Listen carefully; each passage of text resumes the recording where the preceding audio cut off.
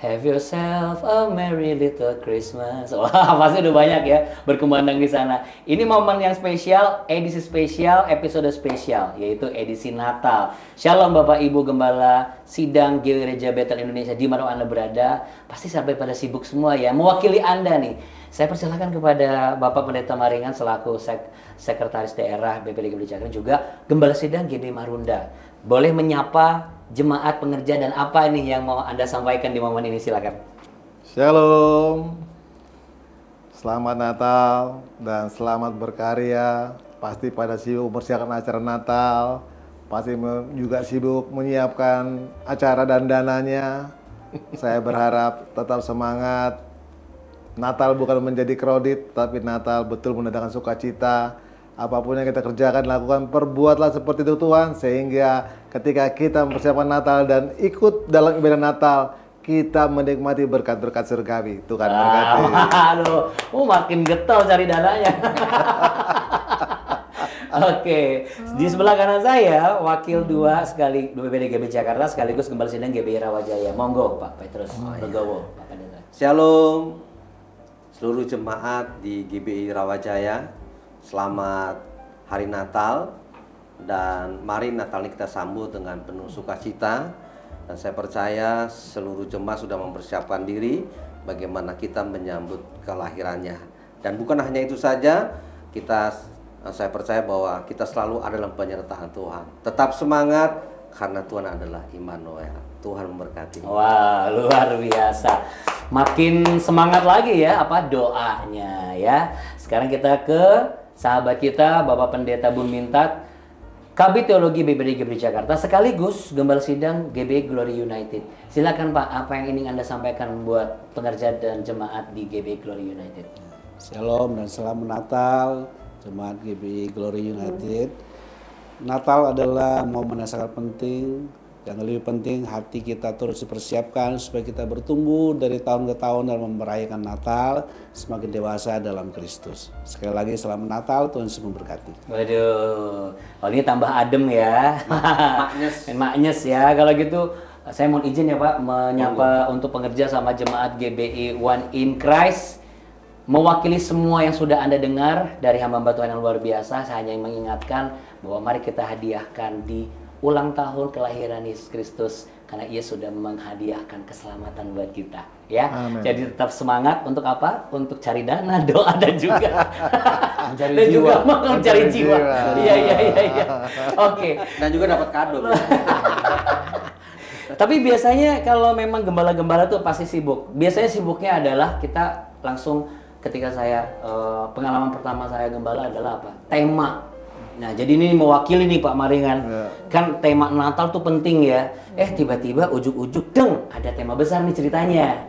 Nah, tema besar yang memang digadang-gadang disetujui oleh PGI, kemudian PGPI dan juga KWI. Nah, pertanyaan yang juga mewakili beberapa rekan-rekan yang baru diberi kesempatan menjadi gembala sidang. Apakah tema besar Natal ini juga merupakan sesuatu yang dikondisikan wajib atau tidak? Kalau wajib seperti apa mekanismenya?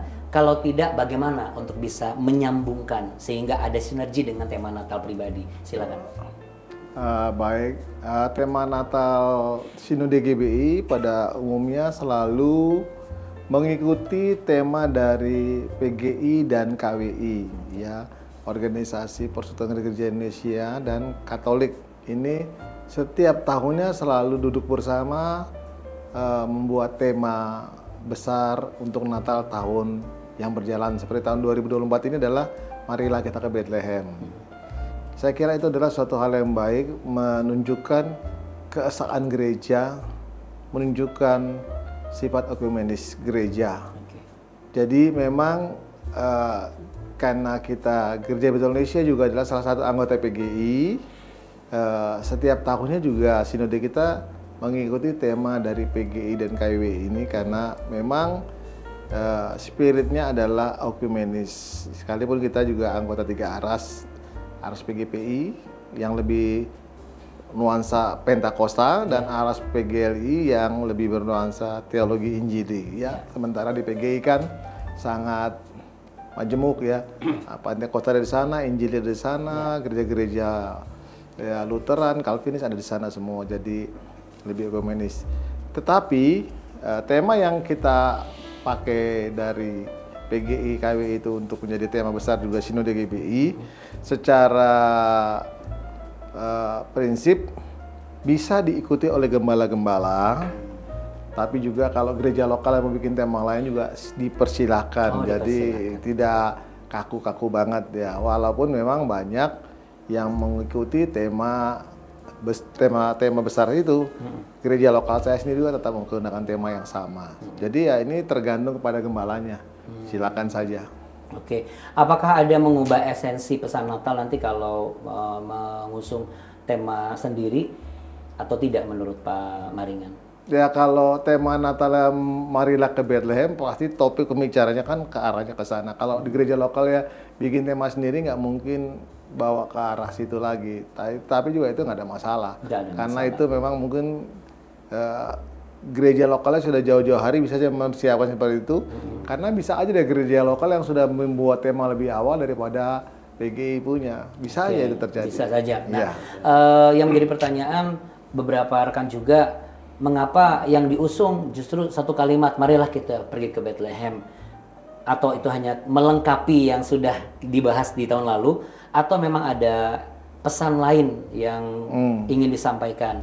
Kenapa bukan ke Yerusalem atau ke satu tempat yang lain? Kenapa harus Bethlehem? Saya kira setiap tahunnya KWI, PGI duduk bersama merumuskan ini dengan kondisi-kondisi yang tertentu, dengan pergumulan teologis yang tertentu. Ya, kalau hari ini kita mendapatkan tema marilah ke Bethlehem, ya itulah hasil pergumulan teologis dari PGI. Tinggal nanti kita setiap gembala-gembala yang mengadopsi tema itu dalam Natal kita, kita juga tuh pasti menggumuli makna kembali ke Bethlehem seperti apa. Saya sudah 2 kali dengar khotbah Natal dengan tema yang sama, ternyata membuat poin-poinnya beda-beda. Saya sendiri sudah khotbah Natal, poin saya juga beda. Jadi saya artinya sudah 3 mendengar tema yang sama, tapi kupasannya berbeda, dan itu bagi saya sangat menarik banget. Ya. Bagaimana di dalam Roh Kudus itu hikmat itu begitu kaya kita dibuatnya, ya. Kaya akan hikmat ya.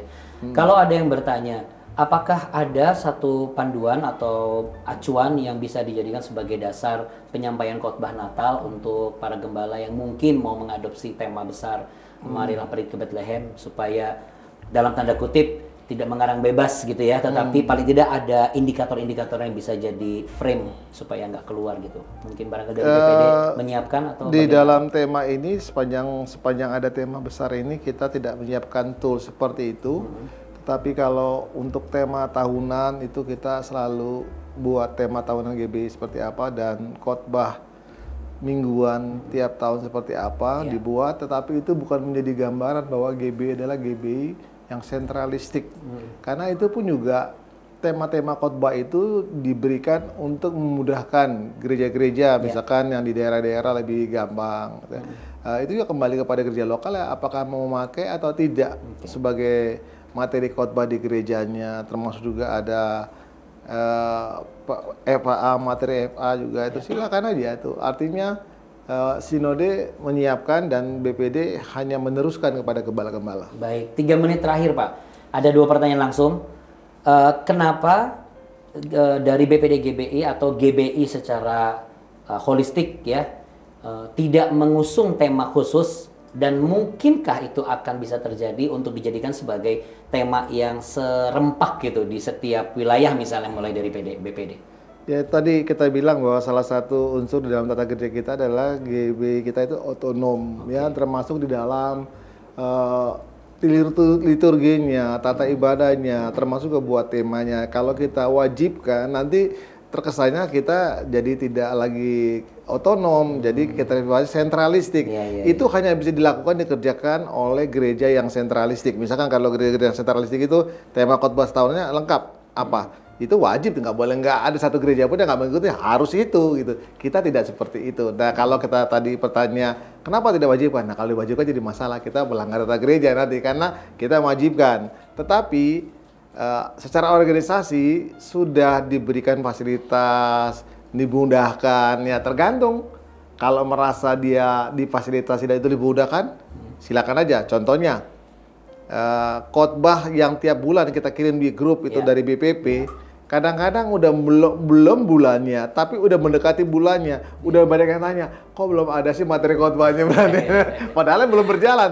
Tapi saya ngeh, berarti makin banyak gembala yang mengadopsi. Ya nggak apa-apa, boleh kok memang. Dan itu kan bisa diadopsi, bisa dikembangkan ulang oleh pengkhotbahnya, terserah. Yang penting itu memudahkan mereka. Intinya spiritnya sebenarnya bagaimana supaya khotbah-khotbah di gereja-gereja GBI itu makin berkualitas. Oke, tepuk tangan dulu dong Bapak-bapak gitu ya. Ini satu pembekalan yang pas menjelang akhir tahun, apalagi di Natal ini sebagai Natal yang spesial. Bicara mengenai Natal, ada dua story latar belakang yang selalu mendasari, yaitu peristiwa bagaimana orang Majus ya mencari bayi Yesus yang lahir dengan menemui tantangan demi tantangan, ketemu Herod dan sebagainya, dan juga gembala-gembala yang tidak kalah menarik yang langsung dikunjungi oleh malaikat. Keren.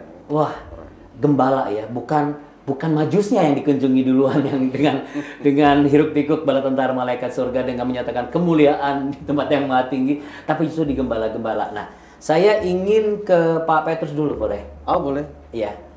Bicara mengenai orang Majus nih, Pak. Mungkin apa yang bisa Bapak sampaikan sekitar 7, 8 sampai 10 menit untuk pembekalan juga bagi hamba Tuhan di gereja lokal, di semua yang ada di wilayah.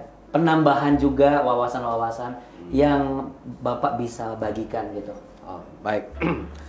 Nah, memang ini sangat menarik ya. Pertama memang yang dikunjungkan gembala ya, para gembala. Sedangkan Majus ini enggak. Nah, kalau kita memahami, kita lihat dulu Majus ini sebetulnya sih siapa gitu ya.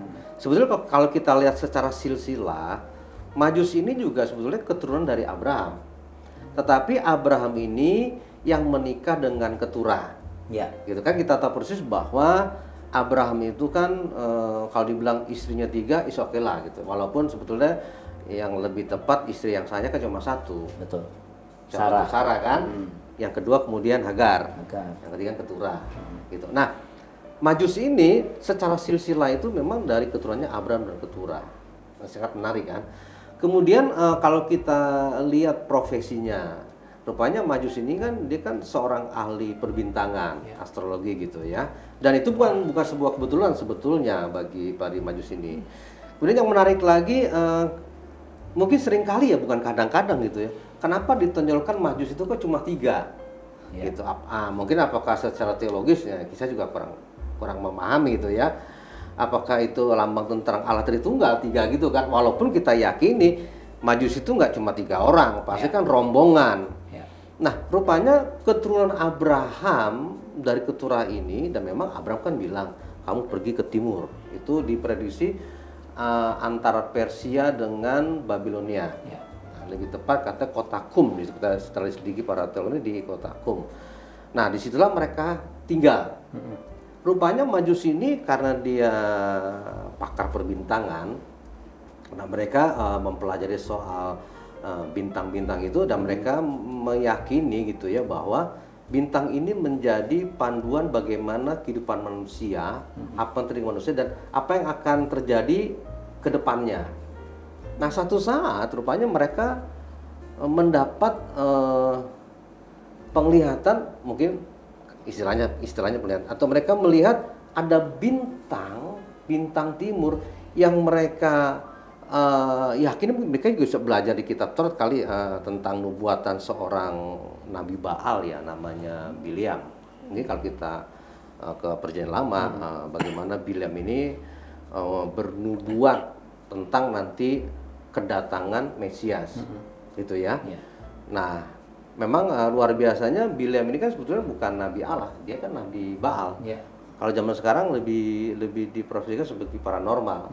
Cuma luar biasa, memang Allah bisa pakai siapa saja untuk menubuatkan. Seperti zaman sekarang Allah bisa memberkati kita mungkin dari bukan anak Tuhan gitu kan. Ya kita lihat contoh kayak Daniel lah, Sadrak Meshach Abednego kan, yang diberkati dalam zaman raja-raja itu. Nah, ketika Majus ini melihat bintang timur, Dari mana kita tahu bintang timur?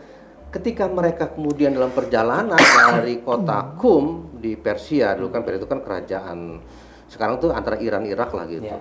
Itu mereka perjalanan dari Persia menuju ke Israel itu kan diperkirakan sekitar 2 tahun waktu itu ya. Saya baca sekitar 2 tahun perjalanan yang Jalan cukup. kaki. Enggak, dia kalau nggak salah naik Keledai. bukan Pak, dia Onta.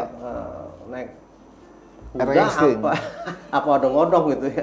Naik onta. Oh. Naik onta ya. Nah, itu 2 tahun gitu kan perjalanan. Nah, yang menarik, kenapa mereka tidak mengikuti bimbingan dari bintang timur? Karena ketika mereka kemudian sampai ke Yerusalem, ketemu dengan Herodes gitu, nah Majus mengatakan bahwa kami telah melihat bintangnya di timur. Nah, saya membaca bahwa nama bintang timur ini bisa juga bintang fajar, bintang Mesias, gitu ya, bintang Daud, itu sebenarnya sama sih sebetulnya. Itu mengarah kepada tanda kelahiran tentang seorang raja besar, Mesias lah gitu ya. Kami telah melihatnya, kami telah lihat bintang di timur. Yang menjadi pertanyaan menarik begini, kalau Majus udah tahu itu bintang timur, kemudian bintang timur ini, bintang fajar ini, bintang Mesias ini, bintang Daud ini, membimbing mereka bukan ke Yerusalem, tapi justru mereka bukan ke Bethlehem, bukan ke Bethlehem, tapi justru ke Yerusalem. Ini sebetulnya menjadi sebuah perjalanan kita sebagai anak-anak Tuhan juga sebetulnya. Mungkin itu yang dibikin lagu oleh Ebit GAD kali ya. Apa tuh? Perjalanan ini gitu. Sungguh sangat menyenangkan. Nah, kalau kita tetap dalam bimbingan bintang timur itu, iya. Tapi perjalanan ini akan melelahkan kalau belum ngeteh, Pak. Kita ngeteh dulu, minum bagaimana? Itu karena perjalanan cukup jauh, memang harus ngeteh dulu. Iya, kita ngeteh dulu. Kita ngeteh dulu, habis itu lanjut lagi. Tadi perjalanan ya. Iya, cuma Iya. cemilannya belum ada ya. Ya, nanti 10 aja, Pak. Oh, gitu. Wah, puji Tuhan. Ya, lanjut Pak. Masih ada waktu 3 menit setengah lagi. Dikit ya. Nggak berasa ya? Rupanya mereka tuh tidak mau dibimbing oleh bintang timur. Mereka memakai pikiran secara akademis. Kan bintang itu kan berbicara tentang akan lahir seorang raja besar. Iya. Kalau raja itu lahirnya di mana? Di puskesmas. Di istana lah harusnya. Nah, Rumah sakit internasional. di mana? Di rumah sakit internasional Oh, mestinya. Pak Mari. Nggak mungkin lah ya. Nah, jadi mereka punya pandangan setelah dianalisis. Ini pasti di istana. Istana nggak mungkin ada di Bethlehem. Pasti ada di Yerusalem. Makanya mereka ke Yerusalem. Oke. Nah, ini sering menjadi satu proses pembelajaran bagi kita sebagai anak Tuhan. Seringkali dalam mengarungi perjalanan hidup ini, baik kita sebagai hamba-hamba Tuhan, kita tidak memakai pesan dari Tuhan. Kita tidak pernah mau diarahkan oleh firman Tuhan. Kita seringkali memakai pemikiran kita sendiri. Makanya Rasul Paulus mengatakan, aku menawan segala pikiranku di bawah pikiran Kristus. Iya. Itu dahsyat loh seorang pakar ya, Iya. Rasul Paulus itu. Seorang rabi. Iya, nah ini rupanya mereka masih memakai akal budi mereka, memakai kepintaran mereka lah. Justru di situ kegagalan mereka. Tapi dahsyatnya Tuhan memberi kesempatan, gitu kan? Akhirnya ketika diberi kesempatan, kemudian melalui Raja Herodes mengatakan, oke, coba kalian carilah, gitu ya. Nanti setelah ketemu, kasih tahu saya juga mau nyembah. Itu sebenarnya sebuah kesempatan ketika mereka keluar dari istana, mereka melihat lagi bintang di timur. Perhatikan di sini bahwa benar. Tuhan itu tidak pernah meninggalkan kita. Dia tidak pernah melupakan kita. Dengan catatan, jangan pernah menyia-nyiakan setiap kesempatan yang Tuhan berikan pada kita. Akhirnya ketika Majus ini melihat kembali bintang timur, mereka kemudian mentaati, mengikuti arah itu sampai kemudian di kota Bethlehem. Ya, awalnya sih kalau mereka masih pikir, masa raja lahir di kandang hewan gitu kan. Tapi karena mereka sudah meyakini, maka dengan kesungguhan mereka kemudian masuk ke tempat di mana ada bayi Yesus. Dari mana kita tahu? Karena pertama kali ketika mereka sampai dan melihat bayi Yesus, itu yang pertama kali mereka lakukan adalah penyembahan. Iya. Emas, kemenyan, dan mur. Itu baru kemudian. Ya. Iya, enggak mereka menyerahkan barang-barang berharga. Langsung ya. Apa tadi katanya? Emas, Emas, kemenyan, kemenyan. dan Emasnya murni ya, bukannya Mas Budi, Mas Joko, lain. Murnya bukan mur mobil, Mur baut, mur ukuran bukan. berapa, Pak? Iya, itu. Jadi Itu kemenyangan dari Sumatera ambil ya. Waduh, oh nambah. gitu ya. Oh. Nah, karena menurut fakta kemenyangan adanya di sana, nggak mau di Timur Tengah loh. Oh iya. Dan Sumatera ya, orang Batak Pak ya. Mungkin yang punya orang Batak, Marga Tamu Bolon. Nah, ini menarik Bapak Ibu. Ini menarik ya. Ini adanya sama Bapak Abram juga sebetulnya. Ini leluhurnya Majus kan. Nah, begini ceritanya. Saya sering ya ketika memberikan pelatihan untuk guru-guru sekolah minggu, Iya. saya sering tanya juga gitu ya. Abram itu sebenarnya anaknya berapa? Kebanyakan bilang kalau nggak satu pasti 2. Yang bener Abram banget. itu anaknya kalau 1 2 kan. Paling parah bilang, "Pak, Abram itu anaknya banyak." Saya bilang, "Kalau banyak itu bukan nominalnya tapi judul lagu. Bapak Abram mempunyai gitu." Nah, Banyak sekali. kemudian saya bilang gini, saudara-saudara tinggal di Medan kan? Tahu nggak nama Medan ini berasal dari nama anaknya Abraham? Kaget mereka. Kaget nggak, Pak? Kaget juga sih. Oh, kaget juga ya. Kaget juga ya. Itu karena menikah antara Abraham dengan keturunan melahirkan apa namanya Medan. Lebih dahsyat lagi ketika saya ke Bali, saya kan pergi ke Tanah Lot. Saya bilang saya berada di tempat keponakannya Abraham menyelot karena namanya Tanah Lot. Nah, ini argumennya Tambu Bolon tadi ya. Jadi oke, kita Saya oke ini daripada nanti melebar. Jadi mari kita kembali ke back to back. ya. Ke Jadi ini puasa. intinya yang mau Bapak terus bagikan nih buat gembala-gembala. Tadi udah bagus tuh betul bahwa kita tuh jangan lagi menyimpangkan ke kiri. Jadi arahkan itu Sesuai pikiran tuh arahan. sesuai dengan pikiran Kristus saja. Nah, itu. Terus pandang salib Kristus saja. Toh ketika kita juga salah, Tuhan memberi kesempatan. Tapi jangan pernah menyalahgunakan kesempatan untuk terus hidup di dalam Salah. Dan penyembahan itu adalah satu bagian pertama yang harus kita berikan ketika bertemu dengan Kristus. Baru kita lanjutkan dengan pemberian. ya apalah gitu kan, entah barang berharga atau hidup kita. Itu sangat berharga. Dan yang luar biasa lagi, terakhir nih ya. Ya. Tuhan memberikan bonus sama Majus. Rupanya Majus itu ketemu dengan saudara tirinya, Yusuf. Karena Yusuf ini itu keturunan dari Abraham dengan siapa ayo? Sarah. Jadi mereka saudara tiri. Mereka baru tahu, oh lu saudara tiri gua. Udah berapa putaran ketemu. Jadi luar biasa. Reuni mereka situ saudara tiri. Berarti kalau gitu sempat buka tarombo waktu itu mereka ya. Mereka main catur Pak, waktu itu kan. Bukannya saya dengar mereka langsung gambo-gambo. Jangan mandi lumpur. Jangan gitu dong, ntar Pak Bun malah protes. Oke. Iya ini. Iya ini. Saya baru ingat lah, Pak Petrus itu ahli silsilar. Kan belajar dari Pak Bun silsilah. Iya, Ya, menarik ya ini. Oke. Makasih banyak loh. Kita beri tepuk tangan dong insight dari Pak Petrus ya. Iya. Jadi ini akan semakin lengkap insight dari Pak Bun Mintat ya.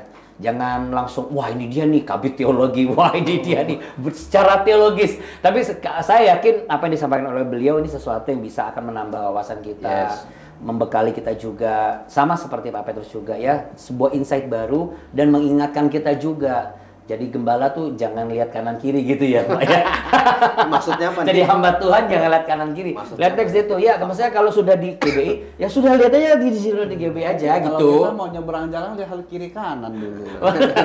Pak, tapi kalau misalnya kita nunut mah kita ikut aja konvoy, Pak. Oke, Pak Bun Mintat, apa yang bisa Pak Bun Mintat berikan sebagai pembekalan baik pandangan teologis ataupun hal-hal untuk bisa menambah wawasan nih pengajaran. Kenapa harus gembala yang ditemui oleh malaikat? Itu mungkin yang menjadi pertanyaan yang bisa untuk diajarkan juga kepada para jemaat dan juga hamba Tuhan. Lalu yang kedua, ada pesan apa sih yang mau disampaikan ketika di Lukas pasal 2 ayat 8 sampai seterusnya itu menggambarkan begitu fluktuatif situasi dari takut terus jadi jangan takut, lalu kemudian kemuliaan Allah turun dan lalu kemudian gembala langsung merespon meninggalkan semuanya dan juga ke bayi Yesus ketemu sama orang Majus. Dan pulang dengan penuh sukacita. Ya, itu. Silakan, Pak. Waktu Bapak 10 menit silakan langsung ke sana. Jangan 10 menit agak khotbah. Ya silakan, Pak. Apa yang bisa Bapak? Yang 15 menit lah nggak apa-apa. Iya. Tapi yang menarik itu adalah kenapa disuruh ke Bethlehem? Oh, ini balik ke Pak ini lagi. Iya, Iya. Bethlehem kan. Ya. Kalau kita perhatikan sejarahnya kan Bethlehem itu kan sesuai dengan apa dia Tuhan firman Tuhan Kota kecil. membuatkan di Mika kan Iya. pasal 5. Iya. Dari Bethlehem kan menuju seorang pemimpin. Iya. Bethlehem yang terkecil dan terbesar. Sebenarnya juga Bethlehem kan disebut kota Daud kan, malaikat Kota Daud. tidak bilang Bethlehem, tapi disebut kota Daud. Kota Daud. Ya kan? Daud lahir di mana? Bethlehem. Bethlehem. Bethlehem. Jadi punya sejarah menunjukkan bahwa memang ketika Tuhan Yesus, ketika Allah menggenapi Mesias dari keturunan Daud ini, betul-betul ditekankan di sana gitu. Lewat nubuatan, kemudian juga lewat peristiwa tentang sejarah Daud, bagaimana dia besar di Bethlehem. Gitu. Iya. Jadi dipilih kota Bethlehem dan tidak kebetulan. Oke. Kok nggak kenapa ke Rawajaya, Kejauhan. ke Marunda gitu ya? Tapi kalau tadi pertanyaan kenapa harus gembala, itu menarik. Kenapa ini? Jadi saya pikir itu Tuhan tuh ajaib, unik. Di dalam dunia Timur Tengah dulu, itu gembala itu kasta yang paling terendah lah. Bahkan secara spiritual mereka menganggap itu orang yang nggak rohani. Tuhan pun juga nggak kenal mereka, ada istilah kayak begitu. Kalau di Mesir dianggap pekerjaan yang tidak layak. Iya. Yang tidak layak, tidak dipandang lah gitu ya. Nggak rohani lah segala macam gitu. Tapi herannya, kok malaikat datang sama mereka? Bukan hanya satu loh. Setelah itu datang rombongan malaikat nyanyi paduan suara konser di depan mereka khusus berarti loh. Iya. Keren ya, konser. Keren itu. Iya. Saya membayangkan kok bisa mereka yang dengar berita itu. Gitu kapan-kapan sekali-sekali lihat gitu ya. Iya. Itu kan satu hal istimewa. Dan saya juga kalau merenungkan juga pesan Tuhan begini loh. Ternyata Tuhan tuh datang bukan pada saat orang lagi beribadah kusuk, doa puasa, segala penyembahan juga enggak. Ternyata dia datang kepada orang lagi sibuk bekerja. Gembala itu lagi bekerja loh, jangan salah. Lagi menjaga. Ya toh. Kalau saya secara pribadi ada pesannya gini. Jangan lu nggak menganggap dalam dunia kerja lu Allah nggak hadir bersama kamu. Cuma yang rohani doang. Iya, rohani doang. Ternyata Tuhan Allah tuh bisa bekerja di dalam dunia kerja kita dengan hal-hal yang luar biasa. Ini yang sering kita abaikan. Kita merasa Allah itu bekerja kalau lagi di tengah-tengah ibadah kita saja. Ternyata itu loh, kerja loh. Itu jaga gembala. Ngomong-ngomong, para gembala didatangin malaikat nggak ya? Kita maksudnya. Nah, baru saya bilang itu tadi. gembala jemaat. Ntar dia belum kelar, terus lah belum kelar nih. Dan menarik Masih ada lagi, waktu, kan? dan menarik lagi yang belum terjawab Alkitab. Nanyanya soalnya galak, masih ada waktu kan? Yang Saya belum terjawab jawab Alkitab pasti. lagi. Setelah itu mendengar itu, mereka pergi ke Bethlehem. Pertanyaannya, dombanya siapa yang jagain tuh? Hebat banget loh. Kayak murid-murid Yesus meninggalkan jala itu. Iya. Dia tinggalkan pekerjaannya. Iya, langsung dianggap ini nggak penting gitu. Nggak penting. Jadi, ini lebih penting cari pembuktian ini benar. Itu menurut saya, itu ngomong sama ownersnya luar biasa loh, sampai meyakinkan, sampai mereka begitu kan nggak mungkin tinggalin juga. Kalimat mengatakan mereka segera. Itu luar biasa. Nggak loh. tarsok-tarsok. Dan hebatnya lagi, dari sini juga kita diingatkan Alkitab. Orang yang tidak dianggap, orang yang nggak berohani, ternyata dialah orang yang paling pertama memberitakan Yesus Juru Selamat. Iya. Sebab kenapa? Kalau kita perhatikan, gembala itu cerita sama Yusuf dan orang situ, bagaimana mereka bisa datang ke situ, ceritain, ada katanya akan lahir Juru Selamat. Jadi kata Alkitab, Maria menyimpannya dalam hati, gitu kan? Betul. Loh, Kan Yusuf kan? Maria dikuatkan oleh gembala-gembala ini yang mengatakan ini anak ini juru selamat dunia. Dan malaikat itu mengatakan hal itu. Orang yang ada di dalam situ, itulah pertama kali mendengar bahwa Yesus juru selamat dunia. Siapa yang nyampein? Gembala. Jadi dia penginjil pertama. Jadi artinya terkonfirmasi ya. Terkonfirmasi ya. Pesan yang disampaikan malaikat kemarin juga terkonfirmasi kan. Saya kira mungkin ya, saya belum tahu PGI, mungkin kasih tema ini sebenarnya adalah message terakhir adalah sebagaimana para gembala itu memberitakan Yesus juru selamat. Kita nggak boleh berhenti menyampaikan berita itu kepada siapapun juga. Sekalipun kita hanya pekerja di marketplace atau apa. Betul, gitu, dengan caranya masing-masing. Tuhan tetap hadir. Hadir. Iya. Iya, ada yang bilang katanya kenapa nggak datengin imam besar? Iya. Kalau datang imam besar nggak percaya.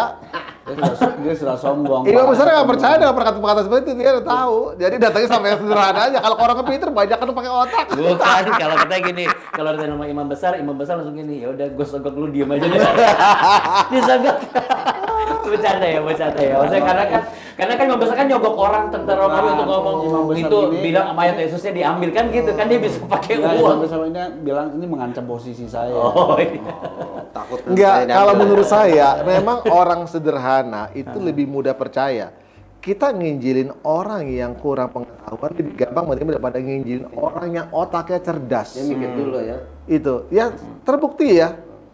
Sampai hari ini aja orang Israel nggak percaya Mesias sudah datang, apalagi kalau dulu sampai dinyampainya kepada mereka nggak percaya juga. Iya. Walaupun saya dengar ada beberapa yang memang sudah mulai percaya. Sudah mulai percaya. Puji Tuhan. Iya, gitu. Percaya. Tapi Oke, secara jadi gimana Pak Peminta? Udah dilengkapin, udah di. Ya itu bagus lah. Itu namanya kan Nah ini kan kita 4 sekawan ya. namanya kan bincang-bincang. Iya, Kalau- tapi kasih tahu, enggak soalnya banyak yang penasaran gitu loh. Jadi kalau khotbah sendiri berarti kita harus ada jam khusus ya, ada kolektif. Kita pengajaran mah, kolektif sama ini sama amplop kayak gini. Enggak Maksudnya amplop isinya ucapan terima kasih selamat hari Natal dan tahun baru. Rekening bukan rekening ke amplop lah. Tapi yang jelas itu Iya, Tuhan gimana? itu melihat hati para gembala. Iya, Nah, pastilah ini. itu. Tadi saya dapat insight bagus nih. Jadi gembala tuh sebenarnya satu kalau saya bilang taat ya. Kalau saya dari yang Pak Ya. Maringan sampaikan memang sih ada satu tema besar yang apa tapi ya mari kita coba taat dan mengikuti gitu ya. Terus kalau misalnya kita mau kembangkan ya juga nggak masalah, itu berarti satu bentuk penghargaan, menghargai, apresiasi. Lalu juga lihatlah ke Tuhan, jangan ke yang lain-lain. Saya dapat sesuatu lagi, rendah hati. Apakah sulit seorang gembala atau pendeta itu rendah hati sampai Bapak kok bisa ngomong rendah hati? Kenapa harus Gembala mana? Bukan gembala sidang loh ya. bukan? Tapi banyak sekarang gembala sidang dibilang katanya sombong. Pak. Jangan bicara gitu. Enggak, saya nggak ngomong nama, Iya, Pak. masa ngomong kan? Iya, tadi saya bilang gembala sidang loh, kan iya, bisa tapi siapa kan- aja. Tapi kan ngomong juga. Yes, gimana? Iya. Apakah ini Bapak maksudnya mau ngarah ke sana gitu? Kita jadi pendeta GB itu, yuk kita rendah hati gitu. Kesombongan itu adalah orang yang mengandalkan informasi, pengetahuannya, gitu. Ya. Kerendahan hati adalah orang yang mempercayai Tuhan, apa yang Tuhan katakan. Bagaimana jika kalau dia ingin menyampaikan sesuatu untuk memuliakan Tuhan, tapi ternyata dipandang sama orang jadi nggak rendah hati? Betul gimana? Dia mau menampilkan sesuatu untuk memuliakan Tuhan, tapi justru dipandang orang jadi nggak rendah hati. Oh, mungkin dia mau show off kali dengan tindakannya. Nah, bagaimana Nah, caranya contoh untuk ya, supaya contoh. pendeta-pendeta kita ini Dia sekarang jangan sampai memberi- terjebak ke situ gitu loh? Memberi sesuatu yang kelihatannya kan baik kan, mau menolong orang susah, tapi dalam hatinya tersembunyi kebanggaan tersendiri kan sesuatu hal yang kurang tepat pada Tuhan. Apa yang bisa Bapak sampaikan supaya tidak terjebak ke situ? Jadi tahun 2025 kita semua nih clean Ya, clean kalau sheet. menurut saya kerendahan hati adalah orang yang menerima firman Tuhan. Orang sombong itu adalah orang menolak firman Tuhan. Kan Tuhan itu menentang orang yang Ya. sombong. Gimana orang itu sombong? Sombong itu adalah tidak mengandalkan firman Tuhan. Sekalipun khotbahnya begitu luar biasa. Kalau khotbah kan itu belum tentu menjamin kan. Khotbah kan hanya menyampaikan informasi gitu, atau sebuah pencerahan iluminasi dari Tuhan. Nah, Tuhan mau kita tidak saja kita khotbahkan, tapi kita hidup oleh khotbah itu gitu. Hidup oleh firman itu. Jadi orang rendah hati kalau menurut saya adalah orang yang sepenuhnya submit atau menerima firman Tuhan tanpa berbantah. Itu orang rendah hati. Orang sombong adalah orang menentang firman Tuhan. Ada nggak kaitannya dengan ketakutan imam besar di zaman waktu itu dengan kelahiran Sang Mesias ini sampai akhirnya ada peristiwa kan Yesus ditolak di Nazaret, lalu kemudian mereka bercoba sampai membunuh Yesus dan menyalibkan Yesus. Ya itu kan Herodes ya, dan kerajaannya yang terancam. Tapi kalau imam-imam sih menurut saya mereka itu memang punya konsep Mesias tersendiri. Gitu. Tidak mau seperti apa yang Yesus Tuhan sampaikan dalam firman-Nya. Maunya mereka adalah Mesias yang secara politik gitu, membebaskan mereka dari penjajahan Romawi dan seterusnya. Konsep mereka yang beda. Kalau mereka jujur dan terbuka hatinya membaca kitab Taurat atau kitab para nabi, mereka menemukan Mesias itu seorang hamba yang rendah hati, yang menderita. Jadi terobosnya adalah penyelamatan karya secara rohani lebih dulu, gitu. Ketimbang memenuhi saya secara hidupnya. Oke. Kalau gitu memperlengkapi di akhir perbincangan kita, Pak Bermintat, apa yang bisa Bapak simpulkan dan sampaikan? Jadi ketika kita melihat bagaimana Tuhan menyatakan pesan yang khusus kepada orang yang dianggap tidak dianggap oleh para masyarakat pada umumnya, kita harus belajar bahwa Tuhan itu mengenal hati kita gitu. Kita harus menjaga hati yang tulus, yang polos, yang murni gitu ya. Tanpa ada intrik-intrik tertentu dalam pelayanan gitu, murni melayani gitu. Dan dihidup oleh firman-Nya gitu.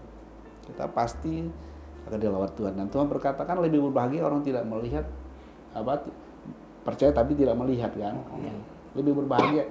Ya, dan kata lain kalau kita itu percaya itu kita melihat. Percaya itu melihat, tapi melihat dengan Iman, hati, dengan batin ini gitu. Batin. Oke. Pak Petrus? Iya, belajar pengalaman dari Majus tadi kan. Ya, kita itu memang harus taat kepada bimbingan. Kalau konteks Majus kan bimbingan Bintang Timur kan. Ya. Saya sebetulnya dari sini bisa memberikan satu pengalaman bahwa lagu-lagu jadul bagi saya itu sangat alkitabiah loh. Seperti ini ada benar kata-kata ya. Tiap langkahku diatur oleh Tuhan. Masalahnya kita sering ngatur Tuhan. Terus yang kedua, Tuhan menetapkan langkah-langkah orang. Kenyataannya kita sering menetapkan langkah-langkah kita, benar Tuhan menetapkan langkah. Mungkin kita sebagai gembala, sebagai pelayan. Jadi makanya kita harus taat pada bimbingan dari Tuhan. Oke, Pak Maringan, apa yang bisa Bapak konklusikan dari semua yang kita bicarakan hari ini? Message Natal kembali ke Bethlehem sebenarnya menurut saya mengingatkan kita semua orang percaya untuk selalu rendah hati. Bethlehem telah membuktikan kota yang kecil, keluarga yang kecil, yang sederhana, yang tidak bisa memberikan tempat bayi yang bagus, hanya palungan tempat makanan ternak, dan dikunjungi oleh gembala-gembala. Ternyata Natal itu sebenarnya penuh dengan kesederhanaan dan kerendahan hati. Jangan sampai kehilangan esensi Natal. Natal itu bukan pesta pora, Natal itu bukan euforia, tetapi Natal justru mengingatkan kata Alkitab bahwa Dia yang walaupun Allah tapi rela menjadi manusia. Itu bicara kerendahan hati. Saya berdoa, berharap Natal membuat kita semakin peka menjadi orang yang rendah hati di hadapan Tuhan. Amin. Mungkin saya mau nambahkan itu satu firman aja. Boleh. Ya. Kalau kita baca di Mazmur 119 ayat 130 terjemahan kita yang TB yang 1, bila tersingkap firman-firmanmu memberi terang, memberi pengertian kepada orang-orang bodoh. Kalau terjemahan letterlock di Kitab Suci Indonesia Literatur edisi ketiga mengatakan, pintu masuk firmanmu menerangi, mengajar orang-orang yang sederhana. Kalau di terjemahan lama mengatakan, apabila nyatalah firmanmu, maka orang beroleh terang dan orang-orang bodoh pun dijadikannya bijaksana. Wah, ini satu pengungkapan fakta kenapa akhirnya malaikat menunjukkan diri dan menemui para gembala itu. Wah, puji Tuhan ya. Saya percaya Bapak Ibu, dengan semua insight ini kita siap menjadi para hamba Tuhan yang semakin dipakai Tuhan di tahun depan, tahun 2025. Amin. Menjawab setiap tantangan, kita tidak lagi merasa underdog, kita tidak lagi merasa tidak confident, karena kita confident itu semua oleh karena tuntunan kuasa daripada Roh Kudus yang Tuhan limpahkan. Mari kita semua kembali ke esensi semula, menjadi hamba Tuhan yang rendah hati. Amin. Lagi pula saya diingatkan satu firman Pak Amsal 22 ayat 4 ya, kalau Anda salah. Mudah-mudahan nggak salah ya. Ganjaran benar. Kalau salah pasti benar. Ganjaran kerendahan hati. Enggak, tiba-tiba saya diingetin, ganjaran kerendahan hati dan takut akan Tuhan adalah kekayaan kehormatan kehidupan. Saya perkatakan, hamba-hamba Tuhan GBI tahun depan nih adalah hamba Tuhan yang mendapat ganjaran itu. Amin. Kekayaan, kehormatan, dan kehidupan. Kuncinya sederhana, rendah hati, dan takut akan Tuhan. Terima kasih ya Pak Maringan. Terima kasih Pak Petrus. Terima kasih juga Pak Dumbinta. Tak terasa hampir 1 tahun. Sudah 1 tahun kita berjalan bersama. 1 tahun. Ya, kita lihat bagaimana perjalanan ngeteh berikutnya ke depan.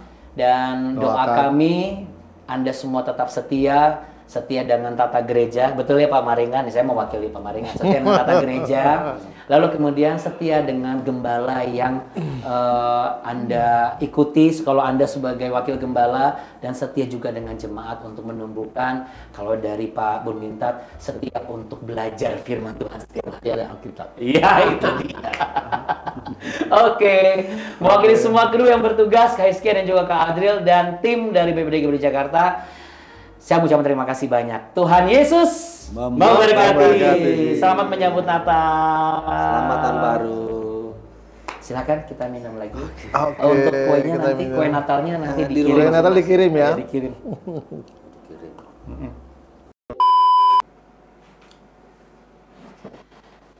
Segenap kru dan tim program Ngeteh mengucapkan Selamat Hari Natal dan Tahun Baru. Tuhan Yesus memberkati. Shalom. Dah. Shalom.